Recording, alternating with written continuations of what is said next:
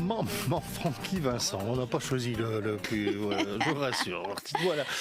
Martinique la première, il est 10h29. On va parler et prendre conscience des enjeux et défis en termes d'adaptation, d'atténuation. On va parler du climat, évidemment, de la fresque du climat, parce que vous avez participé hier, Martine, au lycée Frantz Fanon à Trinité, avec les professeurs, l'équipe administrative, à un atelier fresque du climat. Qu'est-ce qu'il en ressort alors de nos lycéens, de nos jeunes lycéens justement? Alors, et ça, c'est pour ça que je vous ai invité aujourd'hui, parce que ça m'intéressait énormément de voir comment nos jeunes, les futurs sauveurs peut-être de la planète. Alors en fait, cet atelier-là ne concernait pas les jeunes. D'accord, c'était un atelier à destination des équipes administratives et encadrantes et des professeurs. Très bien. Et ça, en fait, c'est vraiment à signaler, parce que souvent, les établissements, justement, se disent « Ah oui, il faut former les jeunes ». Mais il faut d'abord que les adultes prennent conscience en premier. Soient formés. Exactement, soient formés. C'est un lycée avec lequel on a déjà travaillé auparavant et dans lequel on a déjà fait quelques fresques du climat à des éco-délégués, par exemple. Donc, ils nous avaient déjà sollicité pour ça. Et là, en fait, ils ont souhaité banaliser une journée, donc fermer le lycée, et de manière à libérer le personnel administratif et les professeurs de toute contrainte pour pouvoir participer à cet atelier de la fresque du climat, et donc résolument ancrer le collège le lycée dans cette prise de conscience des grands enjeux. Mmh. Et qu'est-ce qu'il en est ressorti alors? Alors déjà, c'était super. Alors la journée, donc elle était, il y avait l'atelier de la fresque du climat. Il y avait également un moment trois moments slam par la chanteuse Flika, qui ont accompagné magnifiquement. Et ça, c'était le lycée qui a vraiment voulu aussi porter ce moment culturel sur l'atelier. En fait, l'atelier de la fresque du climat se compose en trois parties. La première partie, c'est la prise de conscience des éléments, des causes et conséquences du changement climatique. Donc par équipe de 6 à 7 personnes, les personnes en fait prennent conscience avec le jeu de cartes et lot par lot de qu'est-ce qui se passe au-dessus de nos têtes, comment ça s'enchaîne et pourquoi en fait les océans montent tellement en température, pourquoi notre atmosphère monte tellement en température, pourquoi derrière ça déclenche tous ces événements extrêmes, pourquoi ça déclenche de plus en plus fréquemment, pourquoi ces risques sur la Martinique et quels sont ces risques sur la Martinique. Ensuite, une phase créativité et émotion, parce que derrière il faut, tout ça c'est prenant, il faut arriver à se sortir un peu de ce qu'on a vu, même si on en connaît des bouts, le voir sous cette globalité-là c'est très prenant. Et après, une phase débat. Alors le lycée a voulu quelque chose de particulier dans la phase débat, et ça je tiens aussi à en parler parce qu'ils ont voulu en fait que le débat s'oriente aussi vers leur projet pédagogique. Et donc du coup, ça fait que leur projet pédagogique sera entièrement participatif et entièrement relié aux grands enjeux. Et donc, tous les participants ont vraiment joué le rôle, encadrés par 15 animateurs. On avait même 2 animateurs de passage, figure-toi, en bateau. Il y avait du monde. Oui, il y avait du monde, c'était vraiment super. Bon, ceci dit, 200 membres quand même. Exactement, lycée, donc vraiment, il fallait une belle équipe encadrante d'animateurs pour réaliser cela. Et dans le débat, à la fin du débat, il y avait des récits. Et donc chaque table devait réaliser un récit qui, si tu veux, un récit un peu sous contrainte, c'est-à-dire qu'on se place en 2028, dans un moment où il fait beaucoup plus chaud, dans un moment où les événements extrêmes et les événements au quotidien sont de plus en plus fréquents, c'est-à-dire des pluies très intenses, et parfois difficilement prévisibles ou prévisibles un peu tardivement, et des pluies, des chaleurs, une chaleur aussi qui s'exprime de plus en plus fort, et également en fait des pénuries.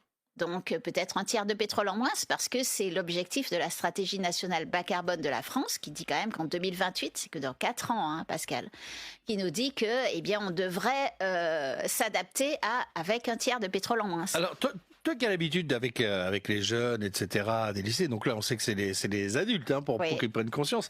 Qu'est-ce qui est revenu le plus souvent justement à la fin sur les fameuses questions après la fresque du climat où il y a la discussion, on en était là, tu disais. Qu'est-ce que tu as retenu? Est-ce que c'est positif déjà? Ce qui est impressionnant, c'est la prise de conscience que cet atelier déclenche et l'envie en fait de modification profonde que cet atelier déclenche. Déjà, c'est un bon point. Voilà, exactement. Ouais. C'est-à-dire que tous les récits sont orientés quand même vers des ruptures, c'est-à-dire vers l'autosuffisance alimentaire, des ruptures vers le manger local, parce que le manger local, on en parle beaucoup, mais quand même, on importe 90% de ce qu'on mange. Donc, tu vois, on n'y est pas encore. Donc, en fait, des ruptures vers cela aussi, des ruptures aussi vers les habitudes de comportement. Par exemple, on sait qu'il fait très chaud, et qu'il va faire de plus en plus chaud. Donc se posera la question vestimentaire, se posera la question des horaires, se poseront tout ce genre de questions. Comment est-ce qu'on les résout, tu vois, dans un établissement scolaire, à l'intérieur d'infrastructures que, ma foi, on ne peut pas changer du jour au lendemain en claquant des doigts. Et on sait bien que si c'est pour dire on met la clim partout, c'est une super maladaptation. La clim envoie quand même un gaz à effet de serre près de 5000 fois plus réchauffant que le CO2 et est extrêmement énergivore. On va travailler la nuit et se reposer le jour. Ça c'est alors travailler la nuit et se reposer le jour, c'est un problème parce que ce serait aller à on aurait des problèmes de santé, bien sûr, tu vois, parce que ce serait à l'encontre de notre cycle humain. Donc non, alors il y en a qui ont imaginé travailler beaucoup plus tôt, commencer les journées beaucoup plus tôt, mais remarque Pascal, c'est ce qu'on faisait avant. Eh ben oui. Avant, on commençait quand même nos journées beaucoup plus tôt que maintenant. Et ça se fait encore, les anciens. Ça se fait encore, mais alors plus tôt encore. Et puis des changements aussi dans le rythme quotidien, c'est-à-dire que l'après-midi, on voit bien que la chaleur de l'après-midi devient quand même éprouvante. Et imagine du personnel, des professeurs et des élèves qui n'ont pas bien dormi du fait d'une nuit très chaude. Ça donne quelque chose d'explosif la journée, tu vois. Donc en fait, c'est des conditions aussi au quotidien qui vont changer et dont, au fur et à mesure, en faisant ce genre d'atelier, les gens se rendent mieux compte de ce que ça signifie le dérèglement climatique pour eux, les dérèglements climatiques pour eux au quotidien. Les déséquilibres climatiques, pour eux, au quotidien, qu'est-ce que ça va changer? Qu'est-ce que ça va entraîner? Qu'est-ce qui va au fur et à mesure se dégrader? Qu'est-ce qui en est revenu, justement, de ces 200 personnes, 200 membres du lycée Le fait d'ancrer le lycée vers ça, vers de l'autosuffisance alimentaire, vers d'aller chercher les produits locaux, vers d'intégrer des données bioclimatiques, vers repenser en fait les bâtiments, repenser les horaires de travail, repenser aussi certaines formations, certaines manières pédagogiques de passer les choses, repenser les tenues vestimentaires, réancrer tout ça en fait dans le fait repenser aussi la mobilité. On n'a pas parlé de la mobilité, mais repenser la mobilité vers le lycée, la simplifier peut-être, trouver des moyens en fait où les personnes pourront toujours arriver, même si il y a moins peut-être de moyens à ce moment-là. S'il y a moins de pétrole, Pascal, ça veut dire qu'on peut moins prendre la voiture tous les jours. C'est ce que ça signifie aussi. Donc repenser la manière dont on y arrive. Si les événements fréquents se multiplient, tu as vu les répercussions par exemple de la tempête Brett et de la tempête Fiona,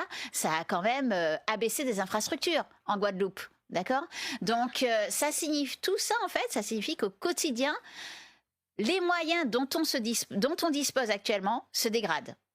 D'accord? Et c'est plus difficile de les remplacer parce qu'on est dans un monde de plus en plus contraint en énergie et en matières premières. D'accord? Et puis, ça signifie aussi que là, on parle par exemple de chaleur actuellement. D'accord? Actuellement, on est dans une période un peu spéciale qui est El Niño. Ok? El Niño, tu vois, tu en as déjà entendu parler? Non, Non, justement, j'allais te dire, c'est quoi? Alors, El Niño et son pendant, la Niña. C'est une explication. Je ne vais pas te donner l'explication scientifique parce que franchement, elle est très dense. D'accord? Je vais te donner les conséquences en gros. Alors, ce sont des cycles qui reviennent sur la planète et qui sont là depuis 450 000 ans, je crois, 400 000 ans, quelque chose comme ça. Donc, qui sont parfaitement naturels, mais dont les effets sont aggravés par le dérèglement climatique. En général, sur un El Niño, il fait globalement plus chaud sur la planète. D'accord? Et donc, ce qu'on voit au niveau de la planète, c'est que quand il fait plus chaud, eh bien, les rendements agricoles s'effondrent. Quand on dit que les rendements agricoles s'effondrent, ça veut dire qu'on met moins de nourriture sur le marché. Comme la nourriture est mondialisée, ça veut dire que moins de nourriture arrive de part et d'autre. Et que certaines cultures, donc les cultures n'ont pas le même rendement selon leur indice thermique, mais ça veut dire que quand même la plupart de ce qu'on utilise quotidiennement, eh bien ça s'est quand même effondré, donc il y en a globalement quand même moins pour tout le monde.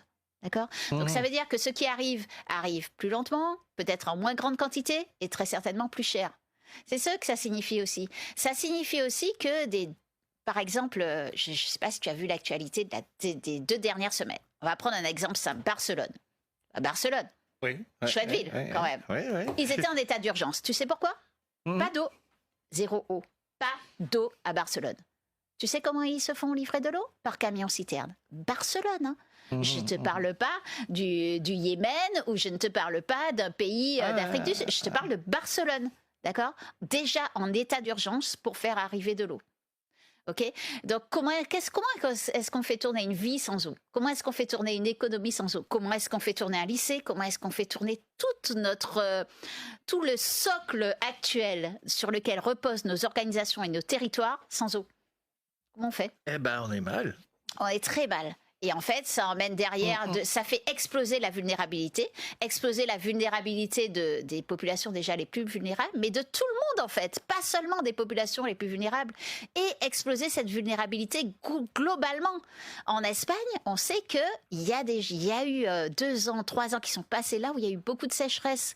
L'Espagne met beaucoup de choses, beaucoup de cultures agricoles sur le marché. D'accord ? L'huile d'olive, les tomates, etc. Donc tout ça, ça va bien se voir à un moment donné en quelque part. D'accord ? Donc voilà, je parle de ça, plus près de nous, le Chili. Le Chili a dernièrement connu à Valparaiso des incendies extrêmes. Des incendies qui ont... les gens qui ont vécu ça, franchement, ont été mais sous le choc. Ils parlaient de monstres de feu. Des choses qui ont brûlé les habitations, mais tout de suite. Et là, on commence à comptabiliser en nombre de morts. La chaleur, quand on parle de la chaleur, on peut dire, nous, on est habitués à la chaleur. En 2023, août 2023, l'ARS en Guadeloupe a déjà attribué des morts du fait de la chaleur humide. Tu sais ce que c'est la chaleur humide, Pascal ? La chaleur humide, en fait, c'est la chaleur, à la fois donc une température élevée et un taux d'humidité élevé. Ok, et il y a un indice en fait, si vous allez sur internet, vous tapez chaleur humide indice, vous allez trouver un tableau à double entrée avec la température et l'indice d'humidité. Et il se trouve que selon cette augmentation de température et indice d'humidité, eh ben, soit notre corps fonctionne très bien, au bout d'un moment on fonctionne un peu moins bien, au bout d'un moment on fonctionne carrément moins bien, jusqu'à être létal. Létal, c'est-à-dire que notre corps n'y arrive plus. Alors pourquoi notre corps n'y arrive plus ? Parce que quand on a chaud, on a besoin de transpirer. Donc on émet une petite goutte de sueur, d'accord ? Cette goutte de sueur, il va falloir qu'elle soit séchée pour refroidir notre corps. Mais dans certaines conditions, donc de chaleur, humidité, si elle ne sèche pas, on ne peut pas se refroidir. Donc là, il faut obligatoirement aller dans un endroit où on se refroidit. Mais où on se refroidit pas 10 minutes, Pascal. Où notre corps humain redescend en température et réarrive à retrouver un fonctionnement normal. Et ça, tu vois, cette petite phrase-là, c'est ce qu'on n'a pas encore bien intégré dans le fonctionnement de nos sociétés économiques. Parce que, par exemple, dans les fortes chaleurs en juillet, août, septembre, octobre là, en Martinique, on a entendu, c'était chouette, les travailleurs agricoles ont commencé plus tôt. Genre 20 minutes ou 30 minutes plus tôt. Et quand il faisait très chaud, on leur a donné un peu à boire et des pauses de 10 minutes. Mais ça suffit pas en fait. C'est pas ça en fait, mettre les corps à l'abri, c'est vraiment mettre dans un endroit où tu es assis, où tu reprends une température normale et ton corps redescend en température, il redescend pas en 10 minutes. Ça me fait penser, c'est le principe où tu as chaud, tu vas prendre une douche froide, etc. Tu t'essuies bien comme il faut, etc. Tu sors de ta douche, tu dis, je suis encore, c'est pas possible. Exactement, c'est le même principe, tu n'as pas donné le temps à ton corps. Voilà. Mais tu sais Pascal, c'est pas anodin ce que je dis, parce que derrière, tu sais ce que c'est ? Je sais. C'est des insuffisances rénales. et insuffisance rénale jusqu'à la dialyse. Et en fait, on a déjà remarqué dans les pays sous nos latitudes que dans certains métiers, comme donc travailleurs agricoles, mais aussi métiers de livraison, aussi métier, tu sais, les personnes qui dépotent les containers sur les ports. Donc, pas un métier où tu es à 100% dehors. Hein. Ça peut être aussi les espaces verts, tu vois. Ça peut être tout ce genre de choses. Mais voilà, la livraison, concrètement, t'es pas à 100% dehors. Mais à un moment donné, tu es dehors et à ce moment-là, tu vas forcer ton corps pour faire la tâche rapidement et tu vas aller au-delà de tes possibilités parce que tu veux être payé. Parce que tu veux pas être viré de ton boulot, tout simplement. Derrière, en fait, on sait, et c'est étudié, que derrière, ça cause des maladies. Et des maladies, comme je te dis, l'insuffisance rénale, qui emmènent jusqu'à la dialyse. C'est pas anodin de se faire dialyser. Hein. Arriver là, quand tu vois en fait le résultat en fait sur certains travailleurs sous nos latitudes, comme je te le dis, c'est quand même assez effrayant. Et on n'est pas allé chercher que dans les pays d'Amérique du Sud. Hein. J'ai vu une étude qui allait chercher aux États-Unis. Tu vois, donc voilà quoi. Donc on arrive quand même face à des choses qui sont vraiment très impactantes.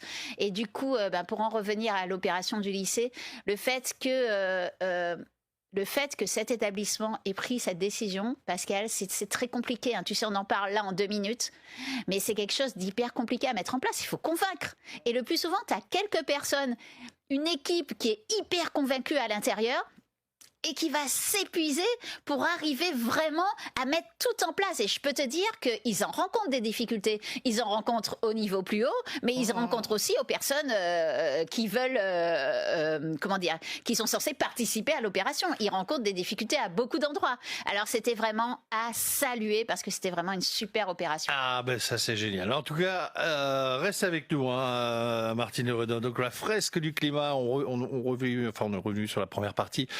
Notamment de près de 200 membres du lycée Frantz Fanon hier, professeurs, équipe administrative, voilà, qui se sont réunis pour un atelier fresque du climat et il en est sorti, tant mieux, des choses intéressantes. Maintenant, dans un instant, puisque vous êtes là, on va revoir un tout petit peu ce qui se passe en ce moment, chaleur, etc.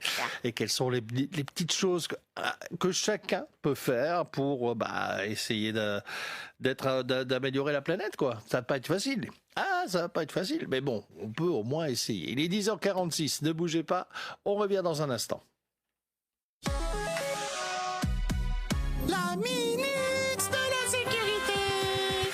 En respectant les règles de sécurité dans le bus, personne ne sera à l'arrêt pendant le carnaval. Parce que si tu parles au chauffeur, t'es à l'arrêt.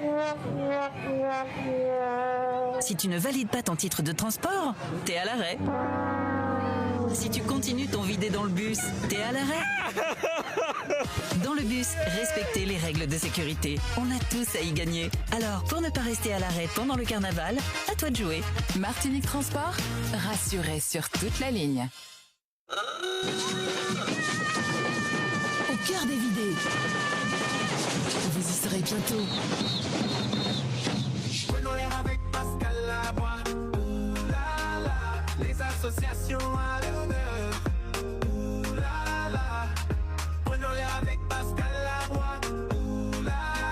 Inspirez à plein poumon la musique et l'info et au rendez-vous de Prenons l'air. Absolument, ça se passe comme cela tous les week-ends, 8h, 11h, c'est Prenons l'air, et le dimanche également, on prend l'air entre 18h et 21h, avec une partie voyance également, entre 19h et 20h, et le 20h, 21h, on parle de choses paranormales. Tu as déjà vécu les choses paranormales, Martine, comme ça? Je pense qu'on a déjà tous vécu, hein, on a un supraconscient. Des choses. La conscience, ouais. Allez, on s'écoute Sakio avec On joue. Ouais, c'est Jean-Paul Polion d'ailleurs au chant. Et puis on revient dans un instant avec vous, Martine Lheureux, de la fresque du climat. On va parler des petites choses à saisir, à faire, voilà, sans trop. Il y a des petites choses très simples.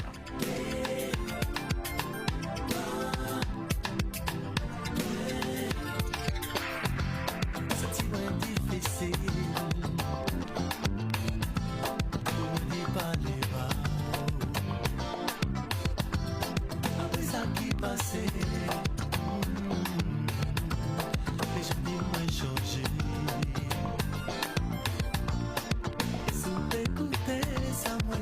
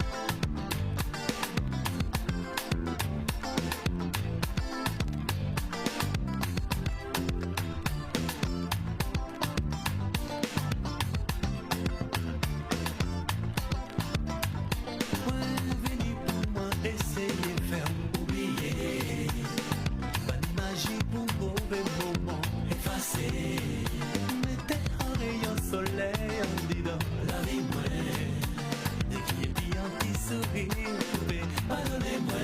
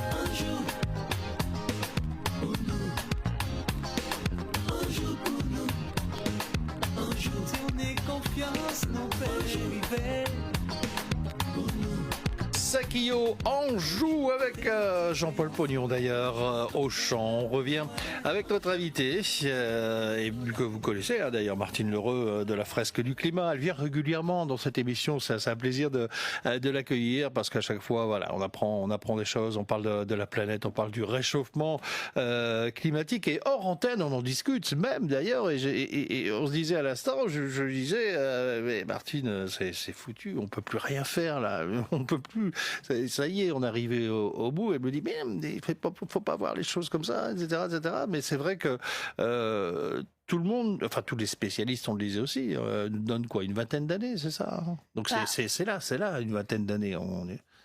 En fait, quand on dit on est foutu, faut savoir de quoi on parle. Il y a des choses qui sont déjà pour lesquelles c'est déjà entamé. trop tard. C'est déjà entamé. Et il y a des choses qui n'ont d'ailleurs rien à voir avec le dérèglement climatique. On est dans la 6e extinction de masse au niveau de la biodiversité. On est rentré dans la 6e extinction de masse. La 5e, c'était les dinosaures. Celle-ci, c'est la 6e. 69% des animaux vertébrés sauvages sont déjà effondrés. Okay, on voit que les insectes, que par tout ce qu'on connaît au niveau de la biodiversité, quand on regarde les coraux, quand on regarde les poissons, chez nous, on a des traces de cette biodiversité qui s'effondre. Tu vois plus autant de papillons qu'avant. Enfin, il y a plein de choses où on voit quasiment plus rien. Donc, moi, je me souviens des coquelicots. Bon, ça revient maintenant. Hein. On n'en voyait plus parce que c'était voilà, les pesticides, etc. Exactement. Et on commence à revoir cette fleur, fleur rouge là. C'est vrai. Ouais. On revoit quelques éléments de la biodiversité, mais parmi les espèces, on est quand même dans une limite planétaire complètement dépassée, tant dans sa diversité génétique que fonctionnelle, la biodiversité. Donc ça, effectivement, ceux qui sont morts, les espèces qui ont disparu, elles ont disparu. D'accord ? Et le dérèglement climatique vient se rajouter à ça. Mais elles ont disparu pas du fait du dérèglement climatique, du fait juste de la manière dont nous, on gère nos sociétés humaines. Okay. Et il y a plein d'éléments comme ça qui font que des pans de système ne fonctionnent plus, des pans d'écosystèmes ne fonctionnent plus, peu du fait du dérèglement climatique. Les dérèglements climatiques viennent largement aggraver cette situation. Alors, fort heureusement, aujourd'hui, il y a des choses concrètes qui sont en cours, qui sont en train de se faire. Ce qui est perdu est perdu. On est d'accord. Et qu'est-ce qu'on peut continuer à faire, nous, à notre propre petit niveau? Tu as 2 minutes. 2 minutes, d'accord. Donc, je vais parler 1 minute adaptation, 1 minute atténuation. Il y a 2 choses. La première, s'adapter.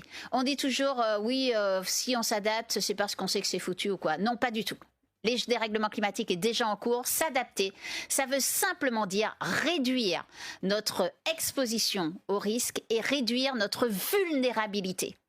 Et ça, on peut le faire en local, on peut le faire dans notre famille, on peut le faire au niveau des voisins, on peut le faire avec une association, on peut le faire dans notre travail, on peut le faire dans notre collectivité. Ça, c'est hyper important. S'adapter, c'est se créer des conditions pour vivre, manger, boire, continuer à avoir une vie sociale, même à un moment donné où il fera plus chaud, même à un moment donné où les pluies seront de plus en plus intenses et qu'il y en aura de plus en plus. OK ? Et Donc ça, c'est l'adaptation. Il y a plein de choses qu'on peut faire. Hein. Avoir une citerne d'eau, avoir une réserve d'eau, ça c'est hyper important et je vous le conseille rapidement hein, parce que quand même, El Niño, on est en El Niño, j'en ai parlé tout à l'heure. Les Météo France soulignaient que janvier était le mois le plus chaud connu sur l'île. Vraiment. Donc, on voit que les extrêmes en température, à la fois les extrêmes basses et les extrêmes hautes, sont déjà plus hautes. Donc, on est dans un moment où on voit déjà cette chaleur. Tant la journée que la nuit. Ok, même si tu entends un petit vent frais qui est super sympa et heureusement qui nous permet de vivre, mais ça n'occulte pas cette chaleur-là que l'on vit si on est dehors, bien sûr, si on n'est pas que dans la clim. 30 secondes. En termes d'atténuation, qu'est-ce qu'on peut faire? Faire moins que ce qu'on fait. Tout simplement arrêter de faire certaines choses, ou les faire très différemment, différer en profondeur. Ce qui est franchement s'engager pour un changement en profondeur. Vous ne mangez pas local? Commencez à manger local. Vous ne mangez pas ce qui pousse dans votre jardin, commencez à le cuisiner. Commencez à prendre le temps de le faire. Prendre le temps de faire des choses par soi-même va réduire nettement à la fois la pression qu'on peut tous avoir sur la planète, mais surtout va améliorer notre résilience, notre manière de faire des choses. Tu vois, et en plus ça va nous rendre largement heureux, mais c'est aussi hyper important, être heureux, avoir à nouveau du lien social, prendre plaisir à se reparler, prendre plaisir à partager des solutions qu'on a pu trouver ensemble, des moyens, des recettes, que sais-je. Il y a plein de choses toutes simples qu'on peut mettre en place pour sortir de ce monde fou qui va très très vite. Ne pas prendre la voiture pour faire 300 mètres par exemple. Exactement. Ou 500 mètres. Exactement, réapprendre à marcher, voilà, réapprendre à faire des choses, mais marcher c'est aussi faire des choses ensemble, tu vois, réapprendre à covoiturer, réapprendre à partager le Yonalot, c'est quelque chose qui était il y a pas si longtemps que ça chez nous, le Yonalot. Donc on peut quand même, et on voit quand même qu'il y a des initiatives et de plus en plus qui sont en cette, donc rejoignez les initiatives qui sont dans cette dynamique, comme ça vous serez pas seul et ça va vous aider, vous accompagner à mieux vivre en fait cette période qui de toute façon annonce une plus forte vulnérabilité à la fois pour nos corps humains et à la fois pour nos sociétés humaines. Bon, ça me rassure, on n'est pas vraiment foutus alors. Ça va. On peut tous collectivement faire en sorte que ce soit plus d'atténuer la vulnérabilité, Pascal. Je ne peux pas dire plus simple parce que ce ne sera pas plus simple, mais on peut amortir cette vulnérabilité. C'est-à-dire que nous caille souffert. Ok. Il y en a qui souffrent déjà. Ok, on va le faire, on va souffrir de plus en plus, mais on peut atténuer cette souffrance et faire en sorte que, par certaines initiatives, on reprenne du plaisir à retrouver un contact fort avec la nature, un lien fort avec la nature, parce que ce lien-là, il est juste essentiel dans l'ensemble des problématiques qu'on a affrontées aujourd'hui. Eh ben voilà, ça c'est dit. Martine L'Heureux de la Fresque du Climat. Vous reviendrez, Martine? Avec grand plaisir. Il n'y a pas de souci. Elle était hier avec 200 membres du lycée Frantz Fanon et toute son équipe, professeurs, équipe administrative également, qui se sont réunis pour un atelier Fresque du Climat. Voilà, avec un super animateur. On voulait vous en faire part et puis ça s'est très très bien passé. Voilà. Eh ben merci à vous. C'est terminé pour Prenons l'air ce matin. Lionel va arriver avec le méga top 15 spécial carnaval dans